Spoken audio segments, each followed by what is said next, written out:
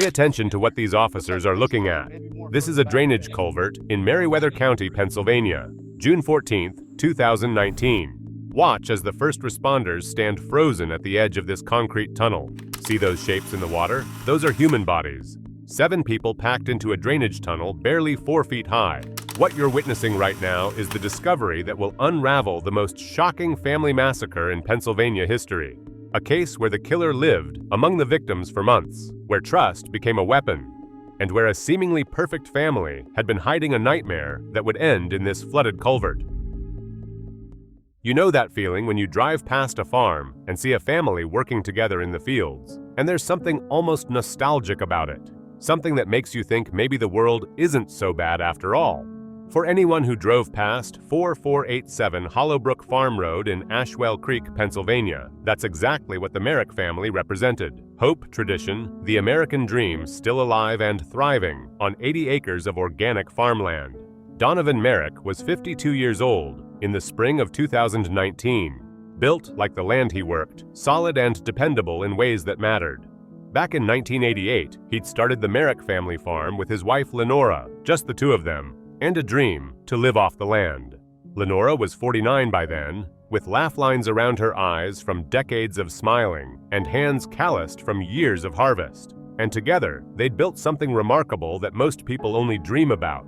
But here's what made the Merricks special beyond just running a successful farm. All 5 of their children had stayed close, instead of scattering to cities like most farm kids do.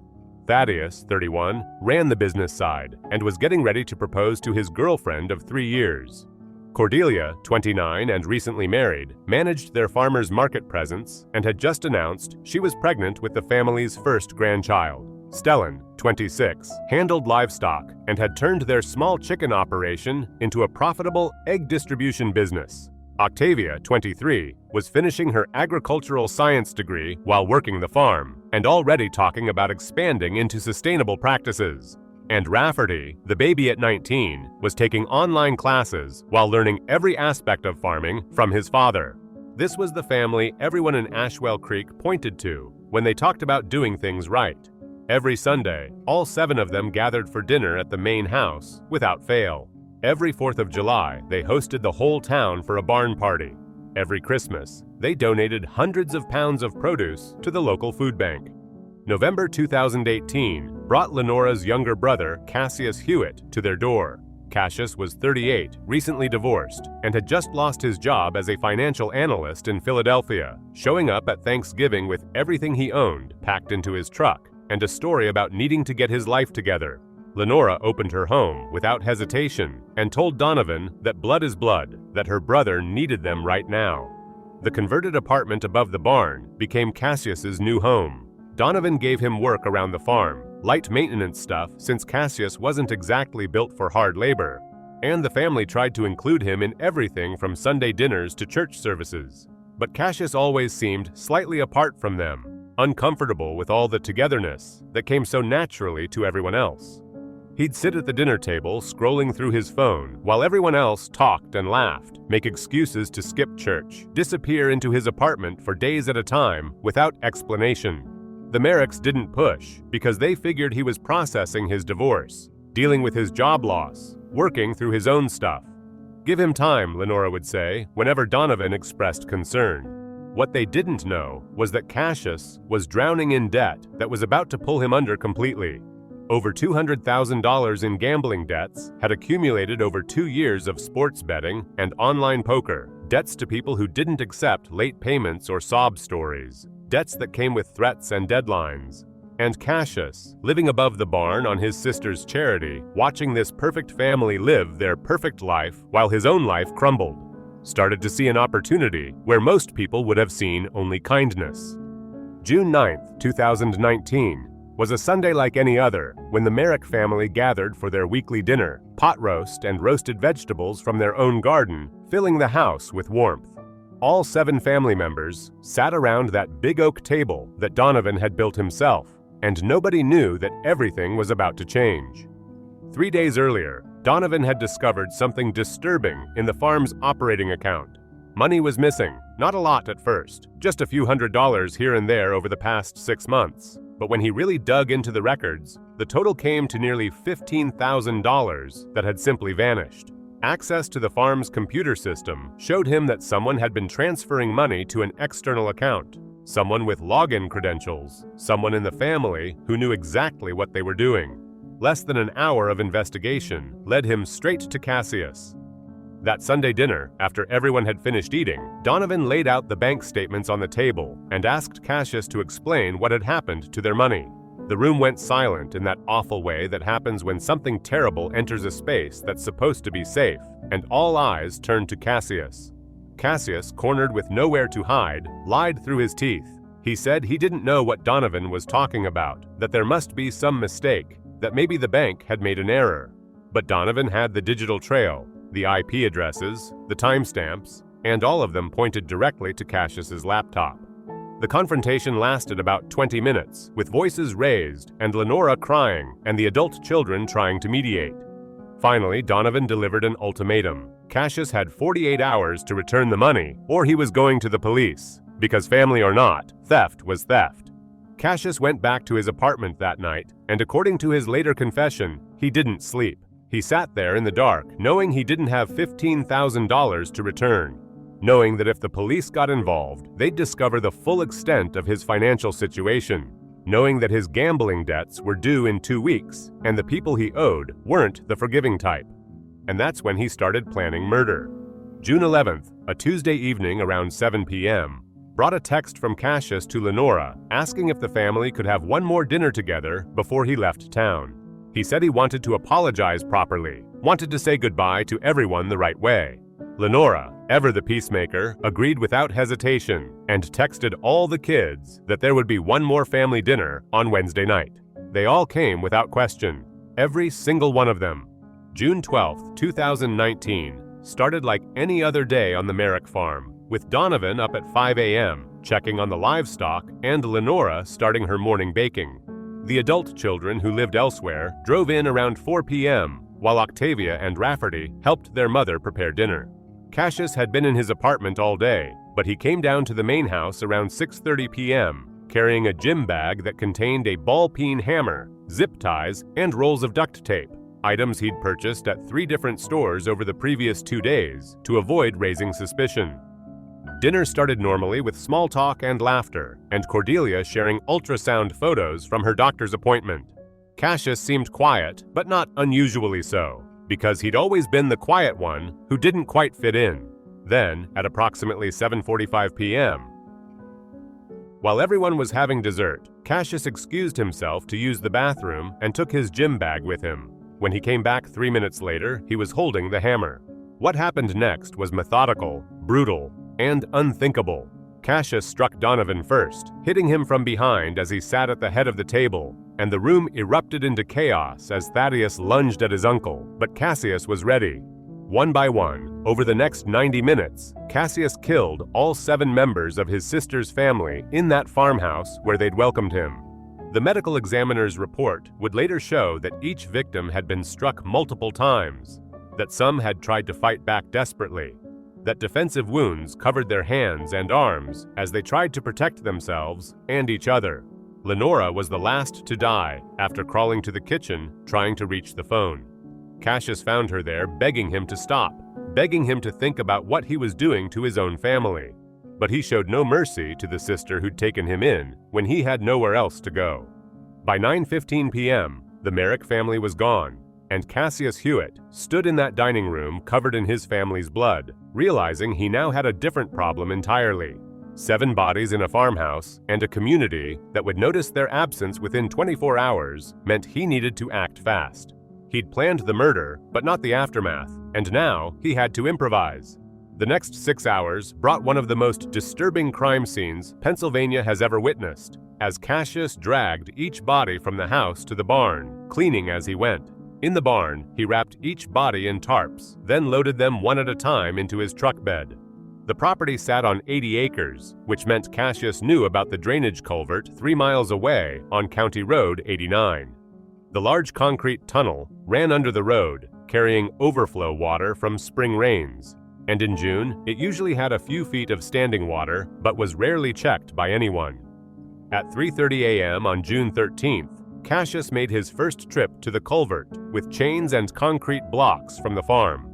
He worked by the light of his truck's headlights, dragging the wrapped forms through the tunnel opening and into the water.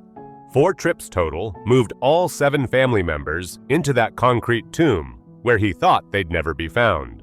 When he was finished, he drove back to the farm and cleaned the barn with bleach, though forensic luminol testing would still detect the blood he'd tried to erase. He packed his truck with clothes and Donovan's laptop, which contained all the farm's financial passwords. And at 6:47 a.m., according to a gas station security camera on Highway 22, Cassius Hewitt left Ashwell Creek, Pennsylvania, thinking he'd gotten away with murder. But here's what he didn't count on. The Merrick family had a routine, and their community paid attention.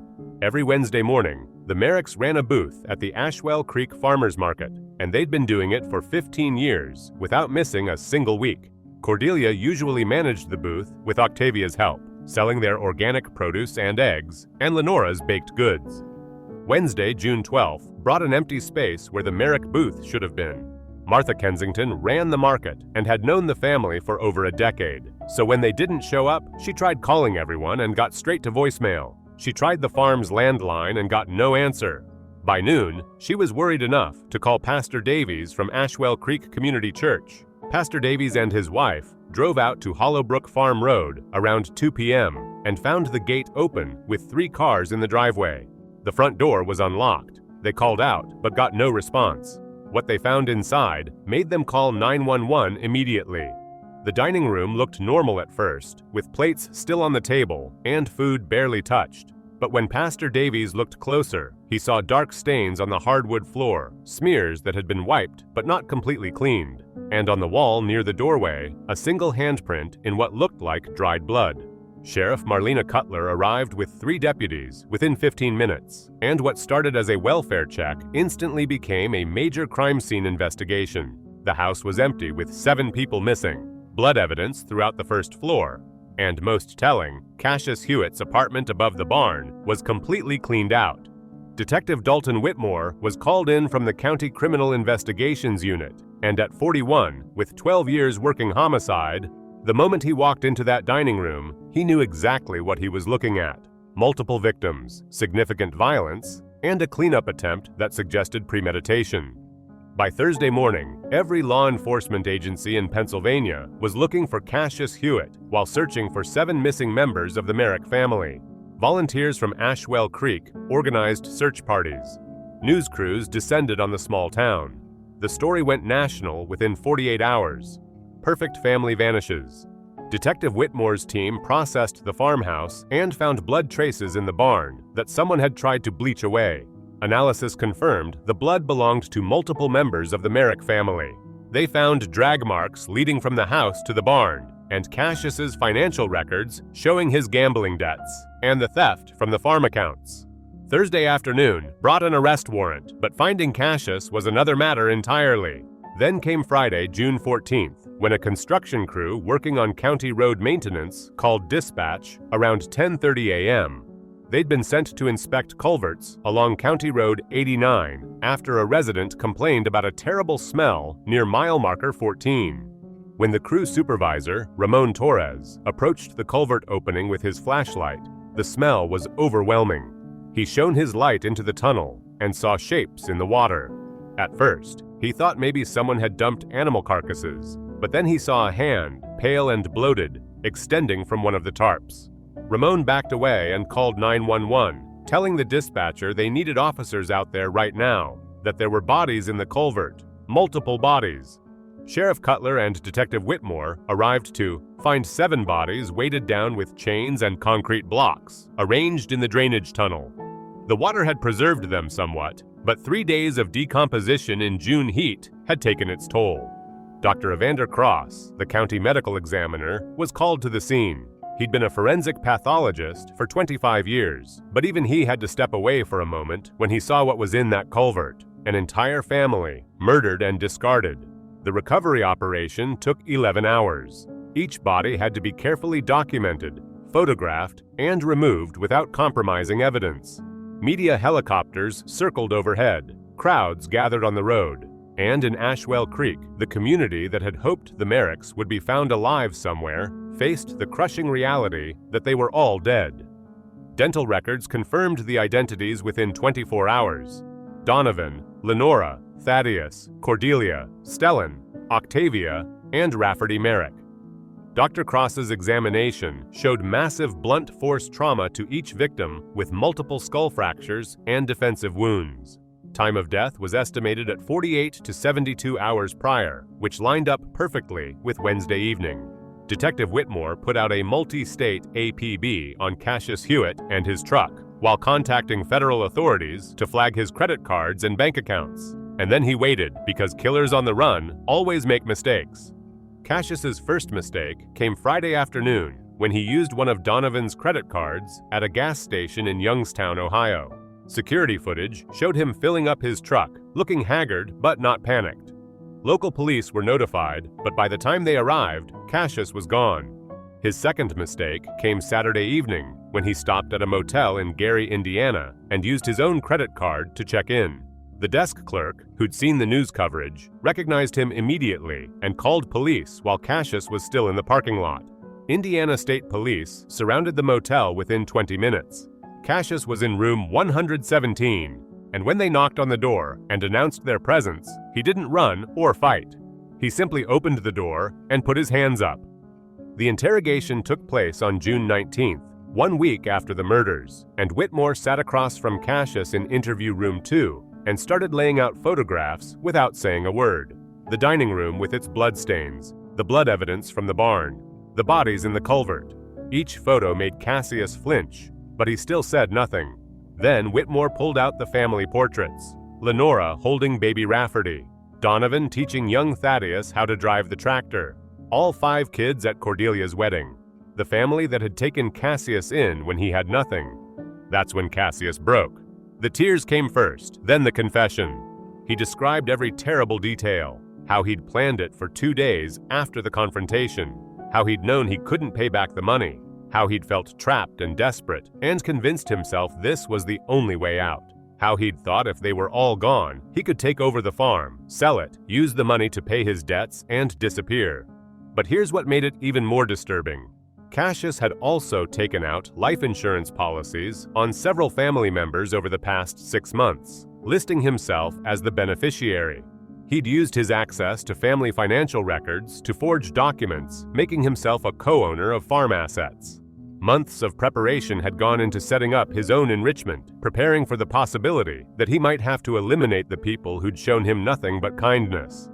The trial began in March 2020 with overwhelming evidence. DNA from the hammer found in Cassius's truck, security footage showing his movements, his confession, recorded and devastating, financial records showing motive, timeline evidence proving he was the only person with opportunity.